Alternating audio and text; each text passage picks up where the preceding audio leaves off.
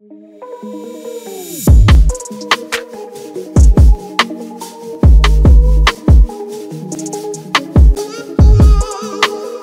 sort d'une finale mondiale en club où il a rencontré Vitality et Dijon. Il a simplement survolé la compétition jusqu'en finale où il s'inclinait logiquement face au numéro 1 mondial. Et Rosier il perd en demi-finale contre Maestro. Donc voilà, sur l'ensemble de tout le tournoi, je pense que c'est mérité. Et puis même sur l'ensemble de sa performance, sur son état d'esprit. Puis c'est un joueur sur lequel il a toujours répondu présent aussi en équipe de France. Et ça, c'est hyper valorisant pour nous. Voilà, que ce soit contre la Belgique, les Pays-Bas ou la Norvège, il a toujours fait ses matchs et il n'a pas eu des tirages faciles. Voilà, c'est un joueur qui nous a toujours donné entière satisfaction. Donc pour nous, c'était une évidence qu'on voulait le revoir en bleu. Et on pense que c'est mérité, à l'issue de tout ce qu'on a vu.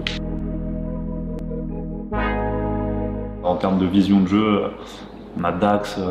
Je pense que Dax et Rocky, en termes de vision de jeu pure, c'est vraiment les deux joueurs qui sont au-dessus du lot. Et voilà, c'est peut-être que la seule différence qu'ils ont cette année, c'est voilà, la confiance et peut-être la motivation. Voilà, Rocky qui était un peu moins motivé par le jeu, voilà, on sait que le jeu lui correspond moins, donc il a un peu plus de mal à se motiver. Mais voilà, non, je pense que quand il est motivé, comme l'a dit Néo, s'il a décidé à un jour J d'être prêt, d'être performant ce jour-là, bah, je sais qu'il le sera. Donc voilà, pour moi, c'est une évidence. Ouais, Dax il a fait un mauvais quart de finale, il joue contre Rassou. Mauvais.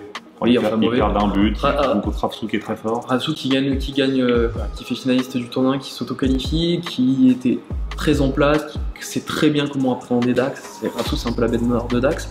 Donc voilà, sur l'ensemble des poules et puis même de sa saison, Dax aujourd'hui, il est plus que légitime et je pense qu'aujourd'hui il est incontestable. Et surtout, nous, c'est un joueur, c'est notre joueur clé aujourd'hui, je pense, et que s'il est en forme aujourd'hui, il est capable voilà, d'être intouchable. Et je pense que c'est un futur champion du monde surtout. Cette année, effectivement, il y en a 3 qui ont tiré leur épingle du jeu. Le premier, c'est Diogo. Donc Diogo, c'est un nouveau sans être un nouveau. Il était l'année dernière en sélection. C'est pour moi le deuxième joueur sur play le plus régulier en France de ces dernières années, derrière Maestro. Et voilà, cette année, il y a un nouvel arrivant qui est arrivé, c'est Couture, Dilo. Ouais. Dilo, ouais. Qui a pris un peu, j'ai envie de dire, cette deuxième place sur PS4, un peu aux dépens de Diogo. Donc voilà, c'était soit on se basait sur plusieurs années, là Diogo serait peut-être passé devant, soit on se basait sur la forme du moment. Et sur la forme du moment, là, je pense que Couture, il sort d'une Ligue 1 qui remporte, une finale à la LQ aussi, qui est un tournoi international. Donc, il fait finale d'une compétition internationale, ça a de la valeur. Il gagne une compétition, donc il est capable d'aller au bout. Et ça, c'est aussi hyper important. Et Cursor, effectivement, c'est un peu l'élément, la surprise qui a gagné sa place. La surprise qui a été incroyable, mais qui nous a en même temps un peu embêté. Enfin, embêté. Ouais, c'est sûr. Ça a compliqué nos choix, parce que c'est vrai que c'est pas un joueur qu'on attendait. Il a fait un tournoi exceptionnel. Et il bat Couture, donc c'est vrai que c'est encore plus compliqué nos choix. Il perd à rien en demi. Voilà, il perd à la 92e. 92e. Et voilà, mais c'est un jeune joueur. Ce qui est aussi un point important, c'est que hier on a beaucoup testé des doubles. Les doubles, c'est vraiment au cœur de ce qu'on a fait l'année dernière. Et ça commence aussi à progresser, on va dire, dans l'écosystème e-sport et surtout sur FIFA, où le 2 contre 2, ça aide de plus en plus quelque chose.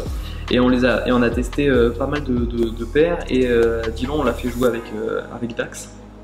Et Dax, ça a été notre élément fort du double cette année. Vraiment, on a quasiment fait que nos doubles autour de lui.